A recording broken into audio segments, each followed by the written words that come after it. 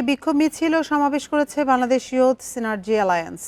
বিকেলে প্রায় ৭০টি সংগঠনের অংশগ্রহণে হয় এই প্রতিবাদ কর্মসূচি। বান্ডেল থাকলে প্রতি সেনমানিতে টাকা বাঁচবে। বিকাশ সেনমানি বান্ডেল কিনে জিতুন প্রতি লেনদেনে।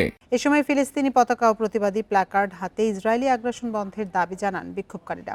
বলেন, ত্রাণবাহী জাহাজ আটকে দেওয়ার মতো ঘটনায় বিশ্বের মোড়ল রাষ্ট্রগুলো এখনও চুপ। অবিলম্বে আটককৃত মানবাধিকার কর্মীদের মুক্তির দাবি জানিয়ে তারা বলেন, ইসরায়েলি আগ্রাসনের বিরুদ্ধে বিশ্ববাসীকে ঐক্যবদ্ধ আন্দোলন চালিয়ে যেতে হবে।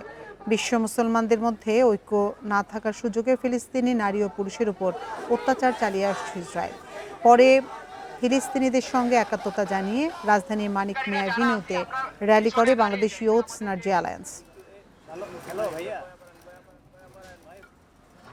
বাংলাদেশ ইয়ুথ সিনার্জি অ্যালায়েন্সের আয়োজনে পরিবেশ, জলবায়ু, মানবাধিকার, শিক্ষা, ক্রীড়া, সাংস্কৃতিক এরকম বাংলাদেশি ৭০টি সংগঠনের সম্মতিতে আজকের এই র্যালি প্রতিবাদ সমাবেশ অনুষ্ঠিত হচ্ছে। আগ্রাসনবাদী ইসরায়েল বাহিনী আমাদের সেই মানবাধিকার কর্মীদের সকল জাহাজ এবং যেই আমাদের খাদ্য রসদ যা ছিল সকল কিছুকে তারা ইন্টারসেপ্ট করে ফেলেছে।